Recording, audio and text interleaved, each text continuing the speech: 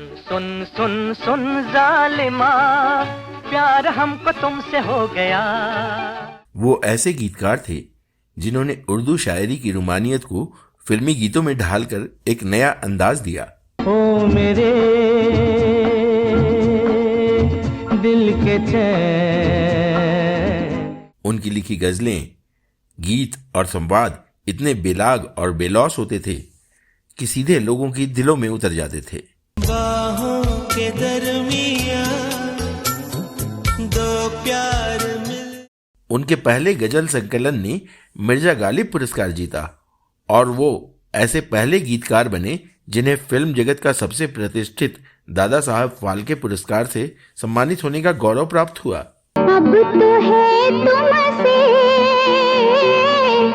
हर खुशी अब। लेकिन क्या आप जानते हैं कि बॉलीवुड में इतना नाम कमा चुके यह गीतकार अपने जीवन की शुरुआत में फिल्म इंडस्ट्री से नफरत करते थे और फिल्मों के लिए गीत लिखना ही नहीं चाहते थे।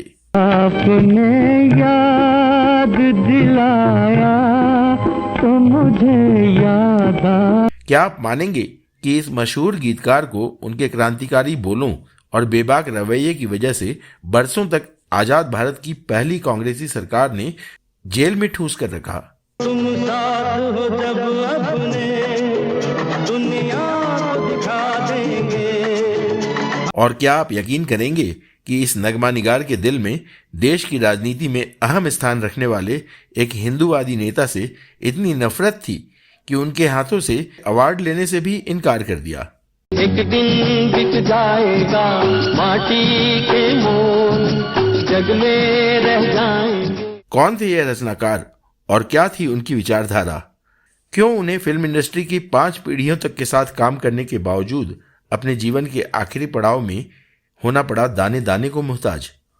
जानेंगे और भी बहुत कुछ, बस बने रहिए हमारे साथ।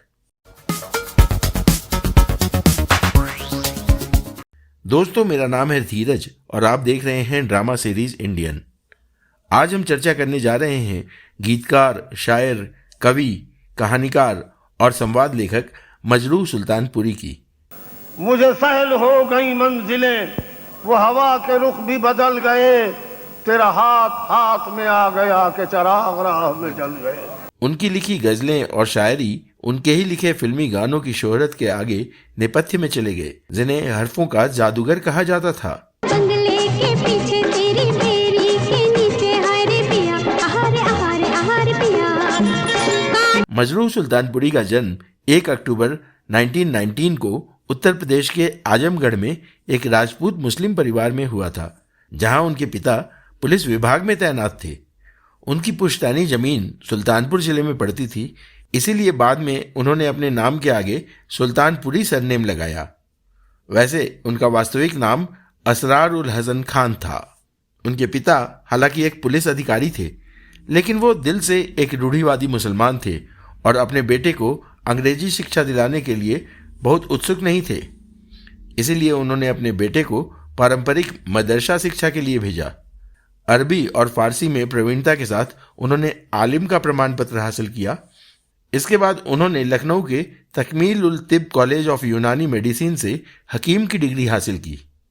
उन्होंने हकीम की प्रैक्टिस भी शुरू की, पर वो ज़्यादा चली नहीं। सुल्तानपुर के एक मुशायरे में जब उन्हें अपनी एक गज़ल सुनाने का मौका मिला तो वह दर्शकों के बीच खासी हिट रही। फिर तो मजरूह को मानो नई मंजिल मिल गई। उन्होंने हकीम के प्रैक्टिस को अलविदा कहा और गंभीरता से गज़लें व शायरी लिखना शुरू कर दिया। जल्द ही वह मुशायरों में एक नियमित भागीदार बन गए। उस दौर के मशहूर शायर जिगर मुरादाबादी उनके गुरु थे। मुशायरों में मजरूह का एक शेर बहुत लोकप्रिय हुआ था, जो कुछ इस तरह था। मैं अकेला ही चला था जानिबे मंजिल, मगर लोग साथ आते गए और कारवां बनता। क्या कहना। 1945 में युवा मजरूह को जिगर मुरादाबादी के साथ बम्बई के साबू सिद्दीकी संस्थान में एक मुशायरे में भाग लेने के लिए बुलाया गया। यहाँ उनकी गजलों और शायरी को दर्शकों ने खूब सराहा। प्रभावित श्रोताओं में से एक थे फिल्म निर्माता AR कारदार। उन्होंने जिगर मुरादाबादी से संपर्क किया, जिन्होंने उन्हें मजरूह से मिलने में मदद की। हालांकि मजरूह ने फिल्मों के लिए लिखने से इनकार कर दिया, क्योंकि वह उनके बारे में बहुत अच्छा नहीं सोचते थे। लेकिन जिगर मुरादाबादी ने उन्हें यह कहते हुए मना लिया कि फिल्मों में पैसा अच्छा मिलेगा और मजरू को अपने परिवार की मदद करने में आसानी रहेगी। कारदार साहब उन्हें संगीतकार नौशाद के पास ले गए, जिन्होंने इस युवा लेखक की परीक्षा ली। उन्होंने मजरू को एक धुन दी और उसी छंद में कुछ लिखने के लिए कहा। उन्होंने जो लिखा वो नौशाद साहब को बहुत पसंद आया और फिर मजरू को फिल्म शाहजहां के गीतकार के तौर पर साइन कर लिया गया। वर्ष 1946 में आई इस फिल्म के गाने इतने अधिक लोकप्रिय हुए कि गायक के.एल. सहगल तक चाहते थे कि उनके अंतिम संस्कार में इसी फिल्म का गाना जब दिल ही टूट गया बजाया जाए। ऐसा ही हुआ भी। हम जी के क्या करेंगे जब दिल ही टूट।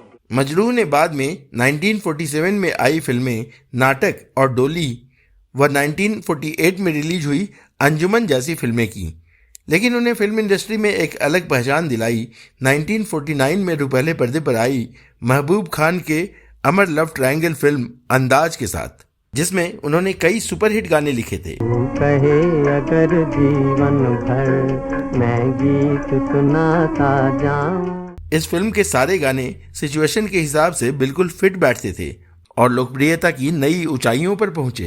डरना मोहब्बत कर ले, डरना मोहब्बत कर ले। इस फिल्म के एक गाने झूम झूम के नाचो आज के बारे में एक अनोखा किस्सा मशहूर है। कहते हैं मजरू साहब ने यह गाना देश की आज़ादी पर वर्ष 1947 में ही लिखा था, लेकिन तब यह केवल मुशायरों और सभाओं तक ही सीमित रहा। महबूब खान और नौशाद ने इस गाने को 2 साल बाद फिल्म अंदाज का कैनवस दिया और यह देश भर में बच्चे बच्चे की जुबान पर चढ़ गया। झूम झूम के नाचो आज गाओ खुशी के गीत हो। उनकी एक और फिल्म जिसमें उनके गाने बेहद लोकप्रिय साबित हुए वो थी शाहिद लतीफ़ निर्देशित, दिलीप कुमार कामिनी कौशल अभिनीत आरजू। आई बहार जिया डोले मोरा, जिया डोले मोरा, जिया डोले रे, जिया डोले रे। लेकिन जब यह फिल्म रिलीज हुई उस दौरान मजरू जेल की सलाखों के पीछे थे। जी हाँ, आपने ठीक सुना, वो जेल में एक सजा याफ्ता कैदी के तौर पर बंद थे। दरअसल वर्ष 1949 में उन्होंने मुंबई में मजदूरों की एक राजनीतिक रैली को संबोधित करते हुए अपने लिखे कुछ बेहद जोशीले शेर पढ़े थे। तत्कालीन कांग्रेसी सरकार को उनका यह रुख बेहद नागवार गुजरा। उस रैली में मौजूद कई नेताओं और फिल्मी हस्तियों के साथ मजरू को भी गिरफ्तार कर लिया गया। उनसे कहा गया कि वो अपनी रचनाओं के लिए माफ़ी मांगे तो उन्हें छोड़ दिया जाएगा, लेकिन मजरू ने झुकना मंजूर नहीं किया। उन्हें 2 साल की सजा हुई। जेल से निकलने के बाद उन्होंने दोबारा नए सिरे से अपने फिल्मी कैरियर को शुरू किया गुरुदत्त की 1953 में आई फिल्म बाज से। जरा सामने आ, जरा आंख मिला, तेरा शुक्रिया कर दूं अदा। फिल्म के गाने खासे लोकप्रिय हुए। जो दिल की बात होती है नजर तक आ ही जाती है, जो दिल की बात। इस फिल्म के म्यूजिक डायरेक्टर थे ओपी नैयर। नाजियन दिले चलो रे होले होले, मन की नैया डगामग डोले, डगामग। गुरुदत्त और ओपी नैयर के साथ ही उन्होंने अगली फिल्म 1954 में आई आर पार के जरिए धूम मचा दी। कभी यार कभी पार लगाती रे नजर, सैया घायल की और। इस फिल्म के सभी गाने बेहद सफल और लोकप्रिय रहे। बाबूजी धीरे चलना, प्यार में जरा संभलना। कहा गया कि मजरू एक धमाके के साथ फिर वापस आ गए हैं और इसके बाद उन्हें फिर कभी संघर्ष नहीं करना पड़ा। जा जा जा जा बेवफा, कैसे प्यार कैसे प्रीत रे। गायिका गीता दत्त ने इस फिल्म के गीत ये लो मैं हारी पिया को 1957 में एक सूची में अपने 10 सर्वश्रेष्ठ गानों में शामिल किया था। हेलो मैं हारी पिया, हुई तेरी जीत रे, काहे। गुरुदत्त की अगली फिल्म मिस्टर एंड मिसेस 55 के साथ गुरुदत्त, मजरू सुल्तानपुरी और ओपी नैयर की टीम और भी बेहतर हो गई। ठंडी हवा काल घटा आ ही गई झूम के, प्यार लिए डोले हसीना। 1955 में आई इस फिल्म के बारे में कहा गया कि यह अपने गानों की वजह से ही लोकप्रियता के आसमान पर पहुंची। उधर तुम हंसी हो इधर दिल जवां है ये रंगीन रातों की। इस फिल्म के लगभग सभी गाने देश के कोने कोने में गुनगुनाए जा रहे थे। जाने कहाँ मेरा जिगर गया जी, अभी अभी यहीं था किधर गया जी। मजरूह सुल्तानपुरी ने जिस बदलते दौर में हिंदी सिनेमा में कदम रखा था, उस दौर में सिनेमाई गानों में हिंदी के साथ साथ उर्दू, ब्रज, भोजपुरी, अवधी और खड़ी बोली का सफल प्रयोग होने लगा था। उनके फिल्मों में आगमन से उन गीतों को आम लोगों के सरोकारों से जोड़कर नजाकत और नफासत के साथ पेश किया गया। आंखों ही आंखों में इशारा हो गया, बैठे बैठे जीने का सहारा। यह मजरूह के लेखन का ही कमाल था कि उन्होंने अपने फिल्मी गानों की लोकप्रियता को लगभग आधी सदी तक समय के हर बदलाव के साथ हमेशा शिखर पर बनाए रखा। लेके पहला पहला प्यार भर के आंखों में कुमार जादू नगरी से। हालांकि मजरूह सुल्तानपुरी ने उस दौर के सभी शीर्ष संगीत निर्देशकों के साथ काम किया।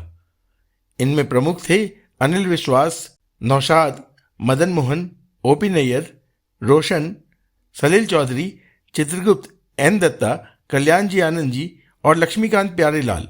लेकिन कुछ के नाम उनके साथ उनके संबंध कुछ बेहतरीन गानों के कारण सबसे अलग हैं। ऐसे ही एक संगीतकार थे एस.डी. बर्मन साहब। मजरूह ने उनके साथ अपना सफर शुरू किया 1957 में आई फिल्म पेइंग गेस्ट से, जिसके गाने संगीत प्रेमियों के दिलो दिमाग पर चढ़ गए थे। छोड़ दो आंचल जमाना क्या कहेगा, ओ छोड़ दो आंचल। उसी साल रिलीज हुई फिल्म 9-2-11। हम है राही प्यार के, हमसे कुछ न बोलिए, जो भी प्यार से मिला हम। अगले साल यानी वर्ष 1958 में आई फिल्में काला पानी और 16वां साल, मैं अपना दिल तो आवारा न जाने किस पे। वर्ष 1959 में रिलीज हुई फिल्म सुजाता और 1960 में रिलीज बम्बई का बाबू में इस जोड़ी ने कमाल के गाने दिए। देखने में भूला है दिल का सलोना, बम्बई से आया। वर्ष 1967 में आई फिल्म ज्वेल थीफ को तो मजरूह और एस.डी. बर्मन साहब के अविस्मरणीय गानों की वजह से कल्ट क्लासिक का दर्जा प्राप्त है। आसमां के नीचे हम आज अपने पीछे, प्यार का जहां। एस.डी. बर्मन और मजरूह सुल्तानपुरी की जोड़ी का कमाल दिखा ऋषिकेश मुखर्जी की 1973 में आई फिल्म अभिमान में। लुटे कोई मन का नगर बन के मेरा साथी, कौन है वो अपनों। अमिताभ बच्चन और जया भादुड़ी की निजी जिंदगी से जुड़ी इस फिल्म में मजरूह सुल्तानपुरी ने हिंदी के साथ साथ देसी, अवधी व भोजपुरी का अनुपम प्रयोग किया है। नदिया किनारे हेराए आई अंगना। इसके अगले साल यानी 1974 में दिलीप कुमार और सायरा बानू अभिनीत फिल्म सगीना में तो इस जोड़ी ने कमाल कर दिया। तुम्हारे संग तो रैन बिताई, कहाँ बिताऊं दिन। सगीना के गीत बेहद चुटीले और खालिस अंदाज में लिखे गए थे, जो फिल्म के प्रमुख किरदार सगीना महतो की पर्सनालिटी से पूरी तरह मैच करते थे। साला मैं तो साहब बन गया, साहब बन के कैसा तन गया। एस.डी. बर्मन के बेटे आर.डी. बर्मन के साथ भी उन्होंने कई फिल्में की। आर.डी. की मजरूह से पहचान एस.डी. बर्मन साहब के यहाँ ही हुई थी, जब वो कई फिल्मों के संगीत में अपने पिता को असिस्ट कर रहे थे। दोनों का काम विशेष रूप से नाजिर हुसैन की वर्ष 1966 में रिलीज हुई फिल्म तीसरी मंजिल में सराहा गया। ओ मेरे सोना रे सोना रे सोना रे, दे दूंगी जान जुदा मत। आर.डी. बर्मन ने एक मीडिया इंटरव्यू में बताया था कि मजरूह सुल्तानपुरी ने ही उनका नाम फिल्म निर्माता नासिर हुसैन साहब को सुझाया था। आजा जा मैं हूँ प्यार तेरा, अल्लाह अल्लाह। तीसरी मंजिल आर.डी. की पहली हिट फिल्म थी और इसी से उन्हें इंडस्ट्री में एक पहचान मिली। तुमने मुझे देखा होकर मेहरबान। नासिर हुसैन ने दोनों की जोड़ी को अपनी अगली 6 फिल्मों के लिए साइन कर लिया। आर.डी. और मजरूह ने वर्ष 1967 में आई फिल्म बहारों के सपने, 1969 में आई फिल्म प्यार का मौसम, 1971 की कारवां और 1973 की यादों की बारात में कमाल के गीत दिए। यादों की बारात निकली है आज दिल के द्वारे, दिल के द्वारे। इसके अलावा 1977 की फिल्म हम किसी से कम नहीं और 1981 की फिल्म जमाने को दिखाना है में दोनों ने बिल्कुल नए अंदाज के गानों से सबको चौंका दिया। चांद मेरा दिल चांदनी हो तुम। आरडी के साथ मजरू की जोड़ी ने दर्जनों फिल्मों में काम किया। फिल्मों की मांग के मुताबिक मजरू ने हर तरह के गाने लिखे। वर्ष 1973 में आई अनामिका में उन्होंने आरडी बर्मन की डिमांड पर कैबरे सॉन्ग लिखकर सबको हैरान कर दिया। आज की रात कोई आने को है रे बाबा। वर्ष 1974 में आई बेनाम के सभी गाने सुपरहिट रहे, जिनमें नरेंद्र चंचल की आवाज में शानदार गजल भी शामिल है।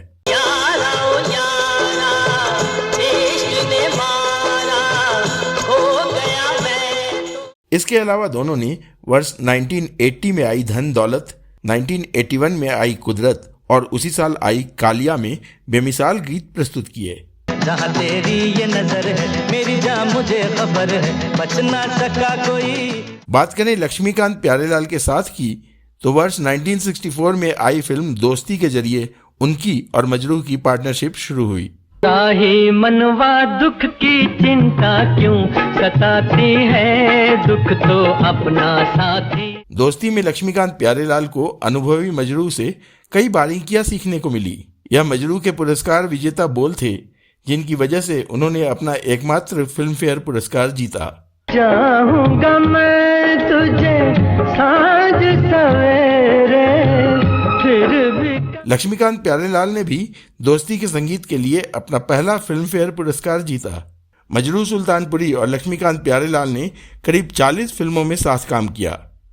लक्ष्मी प्यारे और मजरू की टीम ने 1966 में आई फिल्म दिल लगी, वर्ष 1967 में रिलीज पत्थर के सनम और शागिर्द, वर्ष 1968 की मेरे हमदम मेरे दोस्त आदि में उल्लेखनीय एल्बम तैयार किए।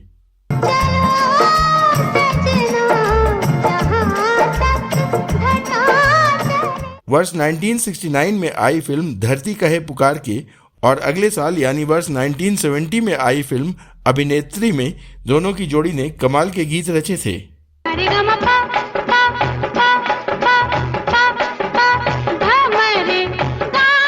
लक्ष्मीकांत प्यारेलाल के संगीत से सजी 1971 में आई फिल्म जल बिन मछली नृत्य बिन बिजली के शुद्ध हिंदी में लिखे गीतों के जरिए मजरू ने एक बार फिर अपनी क्षमता का लोहा मनवा दिया। पहाड़ों में सज के अपने सूरज से।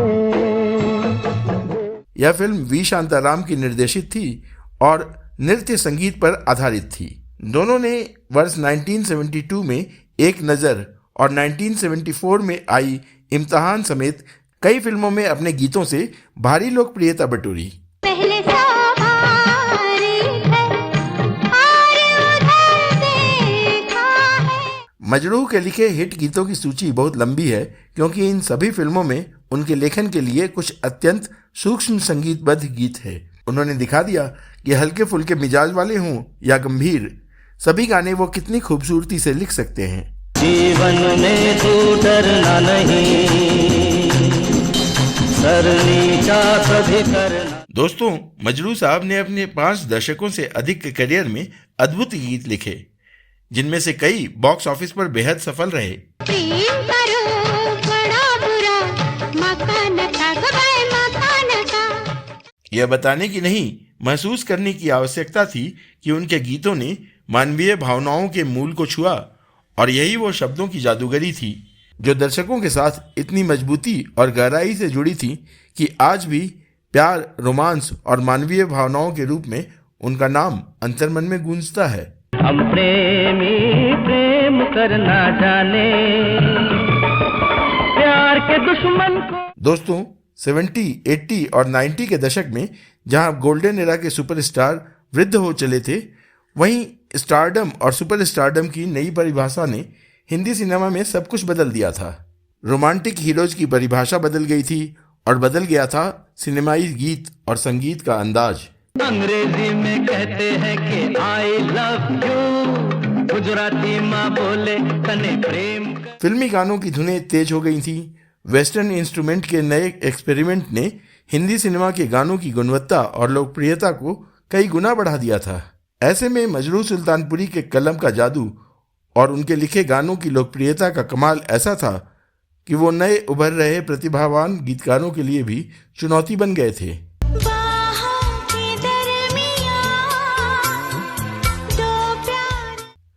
उनकी इज्जत अफजाई का आलम यह था कि नई पीढ़ी मजरू सुल्तानपुरी से सिर्फ कंपटीशन ही नहीं कर रही थी, बल्कि उनसे कलम की जादूगरी भी सीख रही थी। बस नगमे तेरे प्यार के गाते ही जाए। इस दौर में नए मिजाज के संगीत को गीतकार मजरू सुल्तानपुरी ने जो शब्द और उनकी जादूगरी दी, उन्होंने इन 2 दशकों के लोकप्रिय गानों को उनकी खूबसूरती, कलात्मकता और व्यावसायिक सफलता को हमेशा प्रासंगिक बनाए रखा। जब चाहा यारा तुमने, आंखों से मारा तुमने, होठों से जिंदा कर दिया। दोस्तों, यहाँ फिल्मी गाने को लिखने की बंदिशों का जिक्र करना भी जरूरी होगा। मजरू सुल्तानपुरी उन सीमाओं को जानते थे जिनसे गीतकार बंधे होते हैं। धुनों पर लिखना और उसे शब्दों में ढालना सबसे जटिल होता है। गाने के भाव फिल्म की सिचुएशन के साथ साथ संगीतकार की धुन के मीटर में भी होना जरूरी होता है। 3 या 4 मिनट के गाने में यह सब होना जैसे गागर में सागर के बराबर है। और इन सब से ऊपर है मुख्य अभिनेता और फिल्म के निर्देशक की पसंदगी और नापसंदगी। और इसके साथ ही फिल्म निर्माता के व्यावसायिक हित को भी ध्यान में रखना होता है, जिसे सिनेमाई भाषा में कहते हैं हिट नंबर, जिसका होना फिल्म के हिट होने की गारंटी होता है। इस गारंटी को मजरू सुल्तानपुरी ने समय के बदलते हर दौर में बहुत खूबसूरती से निभाया।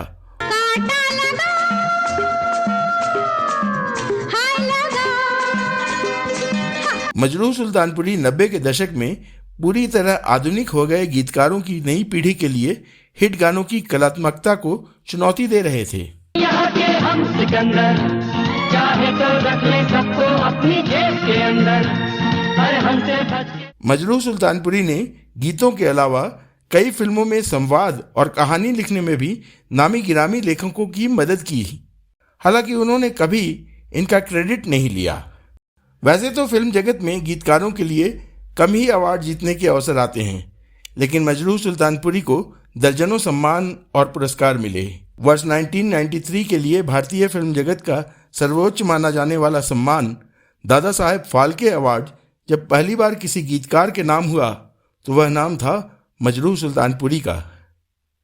तत्कालीन राष्ट्रपति शंकर दयाल शर्मा ने उन्हें वर्ष 1994 में आयोजित समारोह में अवार्ड दिया था। कुछ ही महीनों बाद महाराष्ट्र में जब शिवसेना की सरकार सत्ता में आई तो एक बड़ा आयोजन रखा गया और मजरू सुल्तानपुरी को भी सम्मानित करने के लिए बुलाया गया।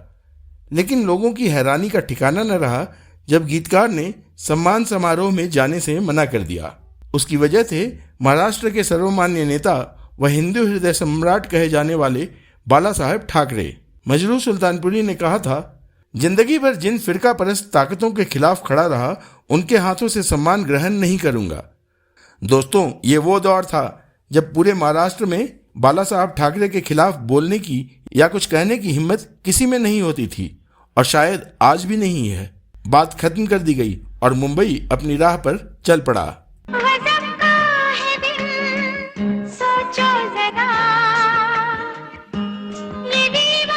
मजरू बेहद खुददार इंसान थे। जब वो 2 साल जेल में रहे तो उनके परिवार की माली हालत बेहद खराब हो गई थी।